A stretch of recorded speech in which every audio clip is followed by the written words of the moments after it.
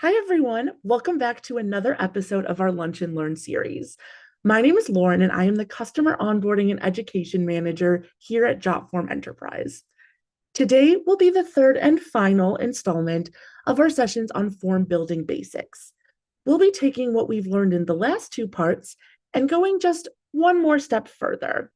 As a refresher, in part one, we chatted about your options for building the form, including an overview of form elements and organization. In part two, we chatted about settings that you can apply to make your form even more user-friendly, which, P.S., both of those are available on our YouTube channel right now if you missed them. But today, the end, part three, we'll be going over the ways in which you can take this perfectly crafted form and actually share it with those who will be filling it out. If you think about it, this isn't even really an end at all, as so much as it is a new beginning in your form's life cycle. It will now be out in the world, ready to collect all of the data you need. And I'm so excited you're tuning in today to see this process broken down for you, using some real life examples inspired by some of our current enterprise users.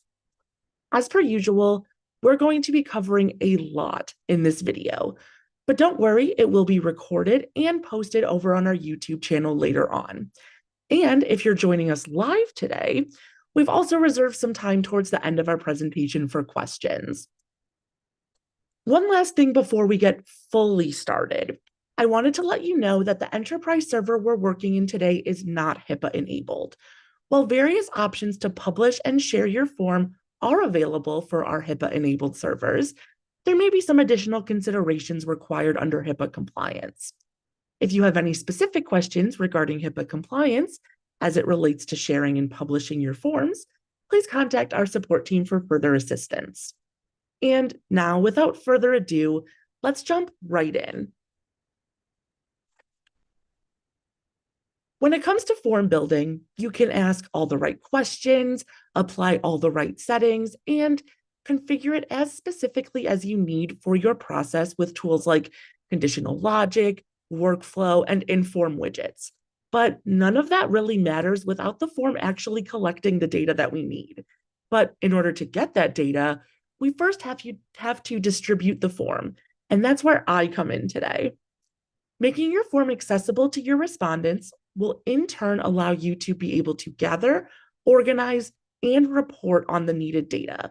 And good news, Jotform Enterprise has the tools right in our form builder to make this process as easy as possible for you. And then in turn, make it easy for your form fillers as well. Within the Publish tab, as we'll see today, you'll have the ability to determine who is able to access the form to fill, whether that be the general public, a select group of people, or simply anyone in your organization under a specific domained email address. You'll also be able to easily share the form to social media sites for a wider reach. On top of that, you can also generate a QR code to display for your fillers to scan and access the forms on their mobile phone or tablet.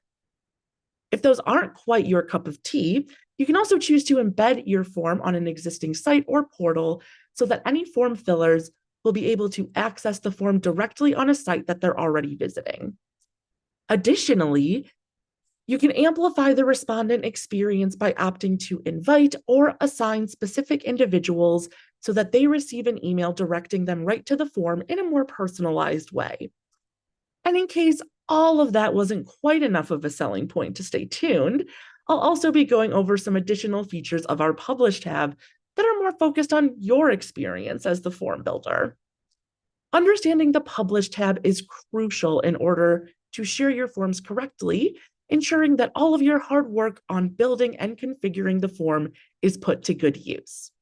So, to get started, let's visit our good old pal, the Form Builder, and see what this Publish tab is all about.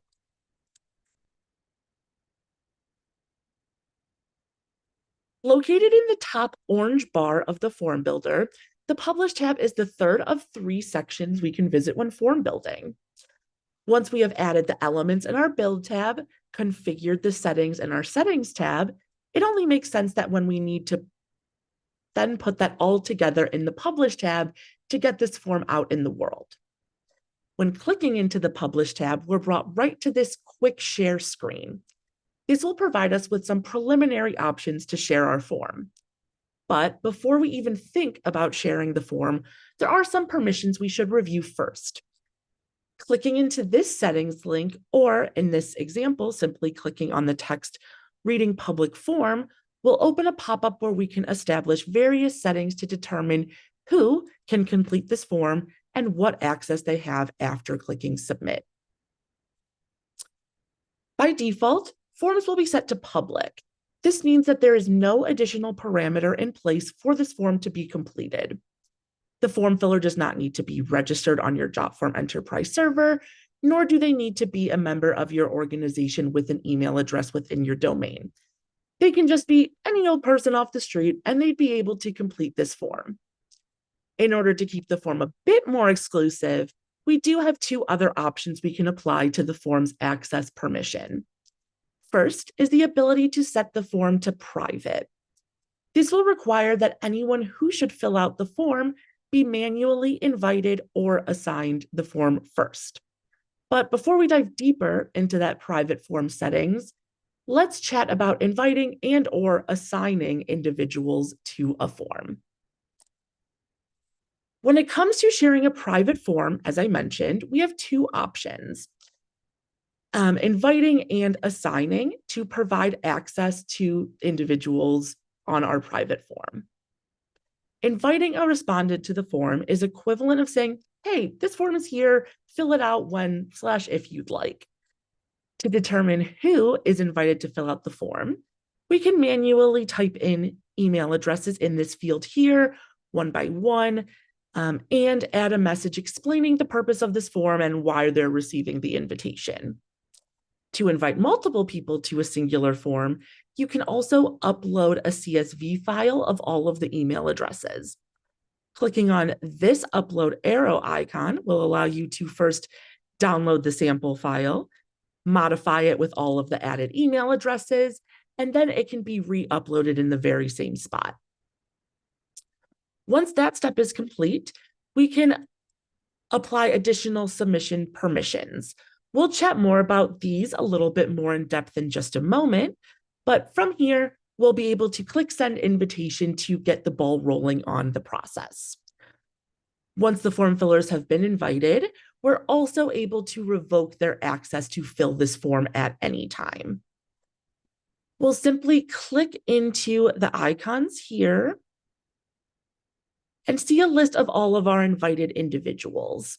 I can then click on the 3 stacked dots to revoke access to this form, meaning that the next time they log in, they will no longer be able to fill out this form.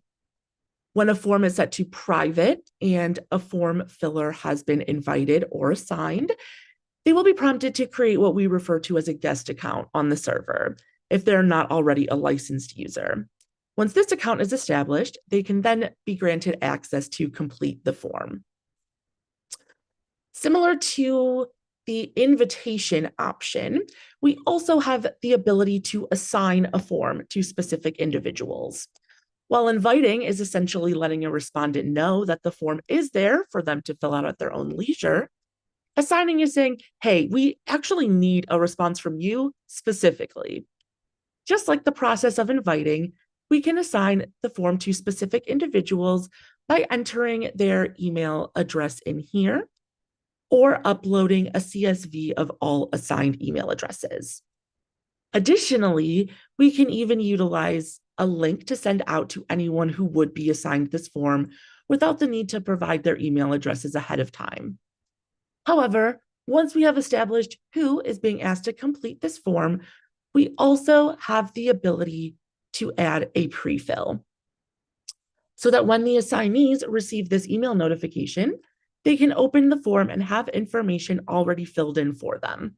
I'm not going to go too in-depth today on pre-fill because we do have a completely dedicated session coming up in just 2 weeks, spoiler alert. But clicking the Set Pre-Fill button here will open a blank version of the form for you to pre-provide answers for the assignee. Once that is complete and you added your optional message, you can click Send Invitation to trigger the email to go out.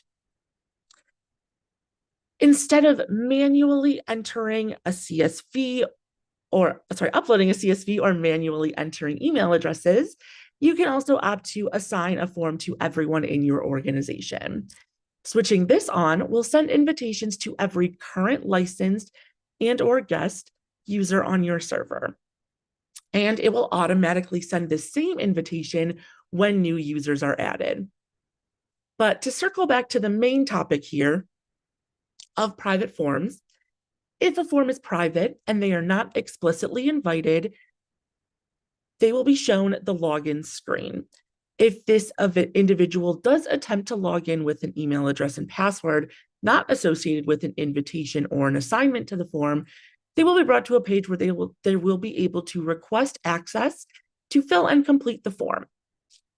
For our session today, I do have a quick recording of that process just to show you what it would look like for the form filler in this particular circumstance. So we have the private form. The person has accessed the form via a link and has filled in their information, but they're not currently given access to this form, so they're seeing that access needed page.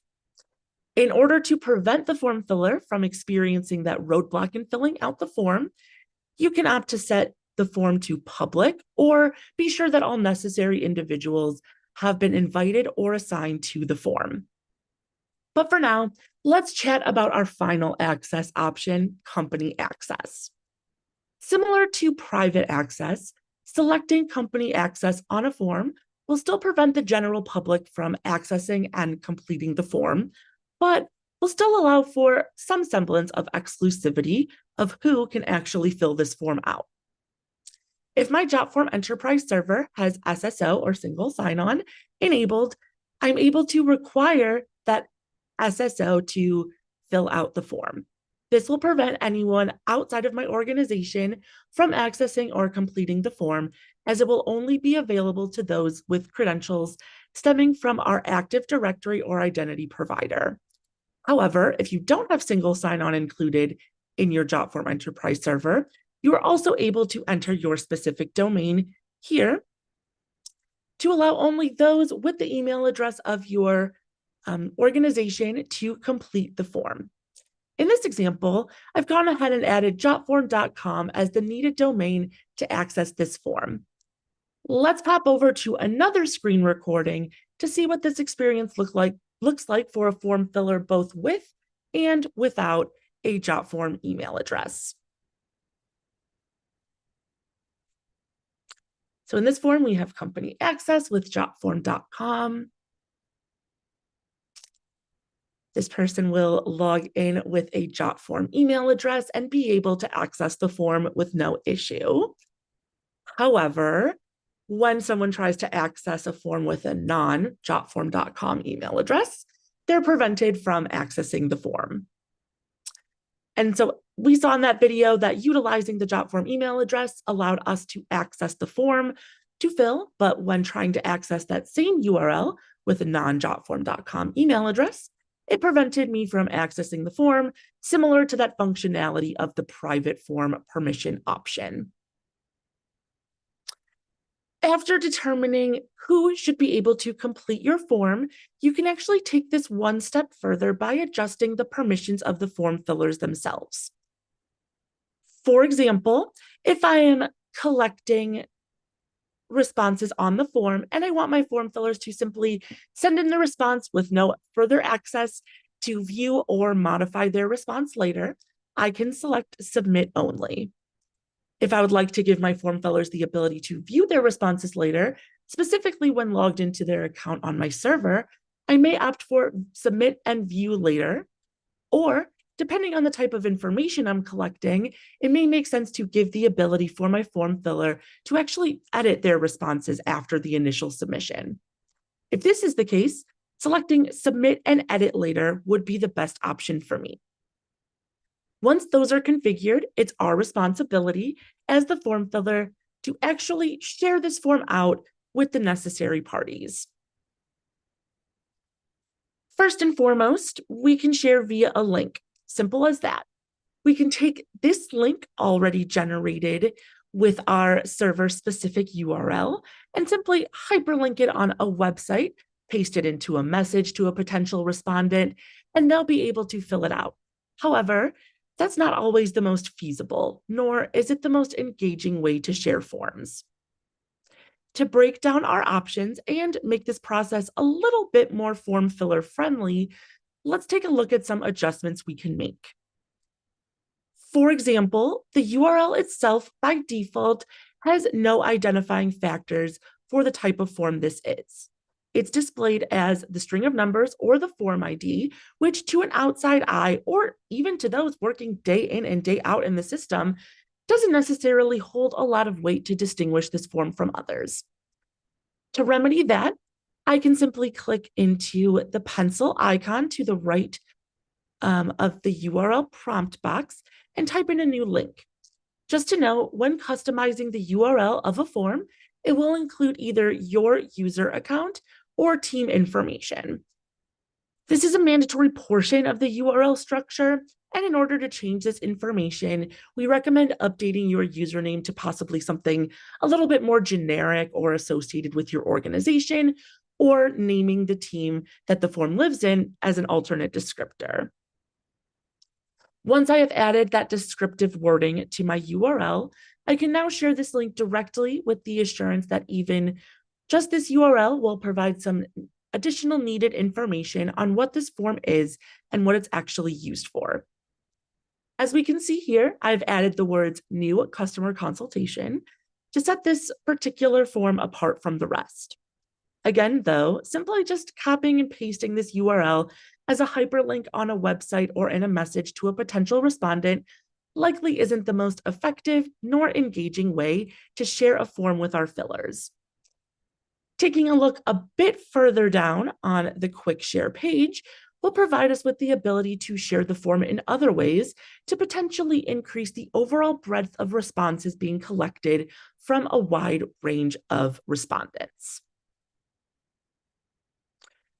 Over the last several years, the use of QR codes to distribute information has absolutely boomed. Actually, according to a study published by Statista in 2022, the amount of QR codes generated and scanned reached over 89 million total users. This is a 26% increase from the 2020 calculations. And this year in 2025, this number is actually expected to surpass 100 million total users in just the United States alone. That being said, the ability to generate a QR code that launches your form directly in a mobile browser is truly a priceless functionality. By just clicking this Share with QR code button, you can generate a QR code specific to the form in just seconds. You can then download this image, or you can embed it on a different website as well if you'd like. Providing this easily accessible way to access a form will make a world of difference for your form fillers and their willingness to complete the needed forms on the go using their mobile devices. Apart from the QR code generation, you also have the ability to share your form on another booming outlet, social media. Sharing your forms in a dedicated post on your organization's social media pages can extend your reach even further. Within the form builder, you can select to share your form on Facebook, LinkedIn, or X, formerly Twitter. When clicking on these individual options, you will be prompted to authenticate with your organization's account, and then you can generate the post on any given social media site for all of your friends, connections, or followers to see and interact with. I actually have an example for our session today. Using Facebook page. So this is what it would look like to have your form shared as a post. And that is a super helpful feature if that is something that you're interested in for sharing your forms. But while most of the general public spends a considerable amount of time on social media, it's true that posting a direct link to the form on one of your pages would be absolutely effective. However, there are plenty of situations where posting a form on social media doesn't necessarily make sense. So let's take a look at an example of that now. For this example, let's say my organization utilizes Jotform for both external and internal form uses. We're collecting lead information for sales, and that makes absolute sense to be posted on our social media page. But another form, like the one we have up here, utilized by my organization's employees to request time off, does not make sense to be posted on our public facing social media sites. However, for easy access to this form by my employees, I can opt to embed this form directly into an employee only site or portal so that it can be used by said employees whenever needed. So let's take a look at our embed options now. Embedding a form, if you're not already familiar, is used to display a form inline on an existing website. This will allow your respondents to fill in information directly onto the form without needing to leave your website at all. In my current example, I'm trying to embed a time off request form into a section of our employee site. On my embed screen in my Publish tab, I'm presented with several options. First, we have the default JavaScript embed code. This simple code will automatically generate the width and height of the form so that you don't need to update this code on your website each time you make changes on your form. Just below that, we have the option to generate the iframe embed code. This code is designed to work on any web page and may ultimately be more compatible than the JavaScript code depending on your website structure. Just below that, we have the ability to embed the form via a feedback button. You may actually already be familiar with this method if you've recently accessed the admin console of your Jotform Enterprise server. Adding a code like the feedback button to your website will generate a floating button that, when clicked, will open your form up in a modal window to provide responses to the form's questions. We can see this in action, as mentioned, right here on our admin console. When clicked, a form is generated and it can gather feedback on the user experience and allow me as well to provide information without ever leaving the page I'm already working on. In addition to the feedback button, we also provide the ability to have a form embedded as a pop-up. This will appear on your website as a link that, when clicked, will open your form in a new window. When deciding amongst the various embed options, you can also click into the selected code and click preview to actually see a sample of what these would look like once added to your site.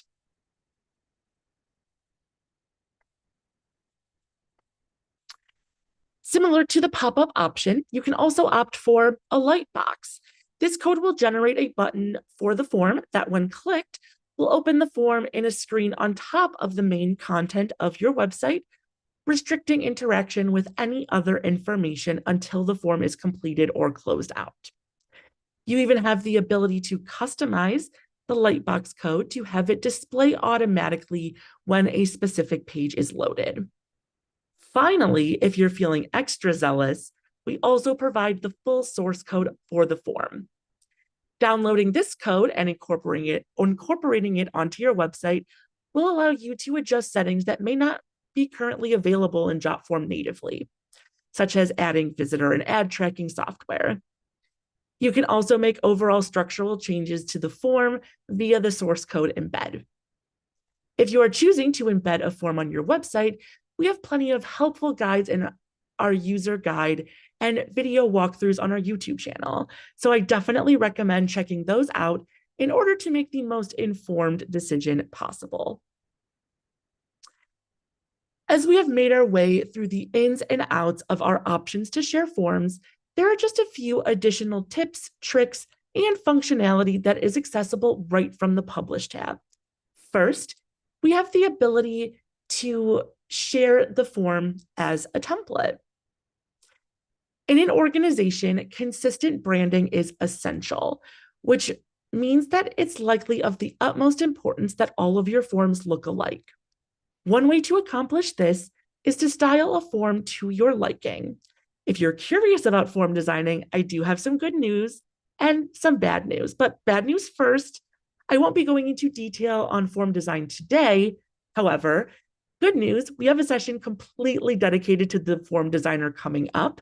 So if you have any questions on form designing, I definitely hope to see you there. But back to the templates. Once we have styled this form to our liking, as I've done in my example, I can head on over to the Publish tab to save it as a template. Located in the Quick Share tab under Share Form and Save as a Template, which I've already clicked on for our example today, we'll be able to provide a title and a description for our template, set the primary language for the form, and select a category that it falls under. Once I click share, or in this case, update, since I've already gone ahead and shared it, it will automatically be added to the template library for my users to select when creating a form of their own, working off my already set style, layout, and other added settings. All the user will do is go into the template library, locate my form by searching a keyword or accessing it via the direct link, and they'll be able to click Use Template to add it to their own account and modify it for their use. This level of continuity across forms is super helpful when establishing a uniform look and feel for all assets created by my organization. And it's super easy to do right from the Publish tab. Additionally, from the Publish tab, we can also create apps surrounding our created forms. If you are not familiar with Jotform no-code apps, these are spaces created and customized by you to share a variety of information with an end user. To use our previous example of a time-off request form, maybe I'm interested in generating an app for the day-to-day use for my employees, and this time-off request should be accessible from said app. From here, I can click Create App to create an app based around the style and content of my form. I can continue to modify it directly in the app builder as well. Again, if you're not familiar with no-code apps, I do think they're one of Jotform's coolest offerings. We have a ton of content available on no-code app building within our user guide and our YouTube channel. The last section I want to point out today in our Publish tab is the ability to generate a fillable PDF from a created form. When selecting PDF from this sidebar, we can download a fillable PDF version of our form that can be shared with users who may be unable to fill the form out online. We can generate and provide the paper copy of the PDF if needed. Just keep in mind that some widgets and basic form elements may not be super compatible with a potential paper version of a form, such as a dropdown, because they won't be able to actually review and select the options, and a file upload field. But if you are interested in generating a fillable PDF of your form, I just recommend considering adjusting these fields on maybe a clone of the form or potentially on the form itself, so that when you generate the fillable PDF, it still will be functional for potential offline respondents. Wow, who knew the conclusion of our Form Builder Basics series would be so thrilling? I mean, I knew, but I'm so excited I got to share that with all of you here today. What started as a simple option to copy and paste a link for a form opened so many additional avenues to really customize and personalize the way a form is shared. We chatted about potential permission settings you can apply, as well as ways to invite and assign specific individuals as form fillers. We also took a look at ways you can share your forms via social media, a generated QR code, or even embed these forms directly on your website for ease of access. Apart from just sharing the forms, we also chatted about additional options available to you right in the Publish tab to keep your server consistent in branding and also accessible to those who may still need to fill out a form via a pen and paper. Whatever the case may be, I do encourage you, as always, to log into the system and test out different sharing and publishing options for your form. And if you have any questions along the way, we're here to help. Which, speaking of questions, if you do have any questions specific to the content I discussed today, please feel free to type them into the chat or Q&A if you have not already. So let's see what questions we have here. I see a question asking, can you share a form link via a text message or SSMS? So currently, there's not native functionality inside Jotform for sharing forms via a text message or SSMS. We do have the ability to generate and send WhatsApp messages, which is in that same section as the other social media platform. So if you did want to message a specific person via that avenue, that's totally doable.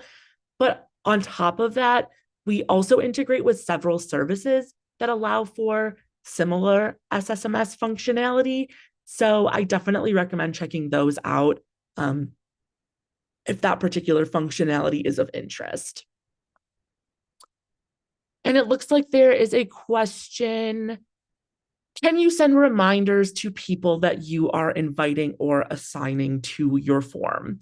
So outside of a workflow, there's not a way to send an automatic reminder to someone who is assigned a form. There are options to configure reminders to send in the email tab of the publish screen, but those reminder emails aren't actually going off of a submission, meaning if you're only collecting a single submission, those emails will continue to send until manually disabled by a user of the server. And then there is a question, can you customize the emails that are sent when people are invited or assigned the form? So currently, the only customizable portion of these emails are those optional messages you can add underneath adding the email address. However, I definitely encourage you, if that's something you're interested in, to submit feature request tickets via our support forum. Our feature requests are always going to be escalated to our developers for their consideration in future system updates. And we take all feedback extremely seriously. So please let us know what you're hoping to see, and we'll make sure that it gets in the right hands for their consideration. And then it looks like there is a question, another one. Can you send more than one form or template in one link? For example, multiple new hire forms within one link. So when you send a quick share link to a form, it's only specific to that link. However, you can have a multiple page form when building the form. So you might have partial, part of a new hire form on the first page, the next part on the second page, and that would be considered technically one form, but still collecting all the needed information. Another option is you can use thank you page redirection. So instead of showing a custom message on the thank you page, you can redirect them actually to the next form automatically once they click submit on form 1. So therefore, sort of sending the link to form 1 will therefore be able to allow, in the question, it was using an example of a new hire. So in my answer, I will say new hire, but it will allow a new hire to be able to go through all of those forms just from opening that first form via a link. Also, another option, just to kind of give some variety, is building an app with all of the required forms on it. That way you can just share the link directly to the app, which can be accessed on phone, tablet, or desktop computer, and they're able to see all of the listed form links on the app as buttons, or they can even be inline on the app itself. Are there any questions on the YouTube end today that I can answer. No questions on YouTube. Thanks, Lauren. Thank you. And thank you, everyone, again for being with me here today. On our next session together on May 21st, as I mentioned earlier, we'll be chatting about all things pre-fill. Whether you're a seasoned pro at pre-filled forms or just interested in your potential options, I definitely recommend tuning in for that. If you have any questions that we didn't get to today, please reach out to our enterprise sales team or our awesome customer support team if you are already an enterprise user. You can find more lunch and learns, webinars, walkthroughs, and quick video guides also on our YouTube channel and our website. As I previously teased, we will have some great lunch and learn sessions coming up, so please ensure that you're registered for these sessions at jotform.com/enterprise/lunch and learn sessions. Thank you so much again for being with me here today. I look forward to seeing you again at our next session.